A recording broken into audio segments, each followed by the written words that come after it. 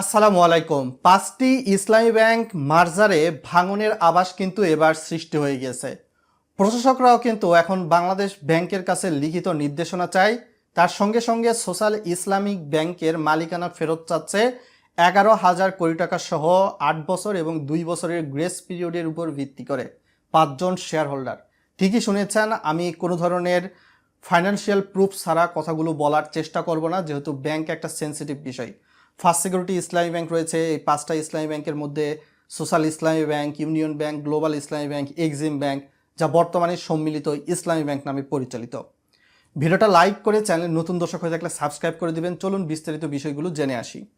গতকালের বৈঠক থেকে ৫ ব্যাংকের প্রশাসকরা বলেন যে আমানতকারীরা এ সকল ব্যাংক থেকে বেশ আগেই টাকা তুলতে পারছেন না এবং এটা সমকালের তথ্য দেখতে পাচ্ছেন। তবে একীভূত করে সরকারি মালিকানায় নেওয়ার খবরে তাদের মধ্যে কিছুটা স্বস্তি সৃষ্টি হয়েছিল।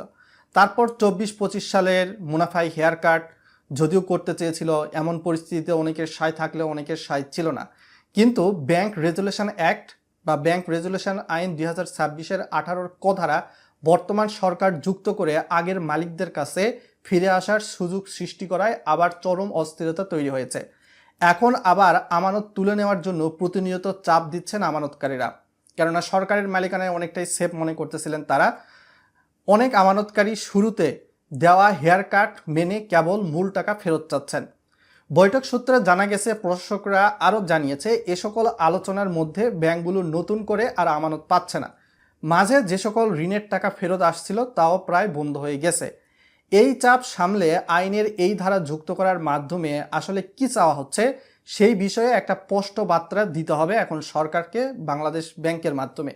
এর মাধ্যমে যদি আগের মালিকদের কাছে ফেরত দেওয়ার উদ্দেশ্য হয়, তাহলে কিভাবে ফেরত দেওয়া হবে, আমানতকারীদের অর্থ ফেরত কিভাবে হবে, এ সকল পরিষ্কার করতে হবে। বাংলাদেশ ব্যাংকের গভর্নর মোস্তাকুর রহমান এ বিষয়ে তাৎক্ষণিক কোনো দিক নির্দেশনা দেন নাই, কেবল বলেছেন যখন যে পরিস্থিতি আসবে তা মোকাবেলা করতে হবে। এবং যে ৫টি দুর্বল ইসলামী ব্যাংক ছিল সেখানে বিভিন্ন সময়ে ধার হিসাবে কেন্দ্রীয় ব্যাংক ৪৭,০৮৪ কোটি টাকা দিয়েছে।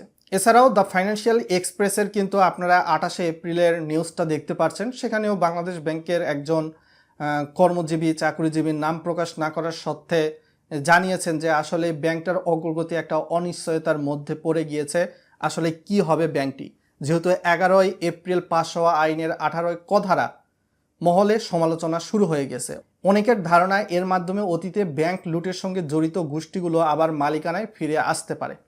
তবে সরাসরি বাংলাদেশ ব্যাংক এই যে সোশ্যাল ইসলামী ব্যাংকের যে ৫ জন শেয়ার হোল্ডার তারা যে আবেদন করেছে সেটা যথেষ্ট যাচাই বাছাই করতেছে।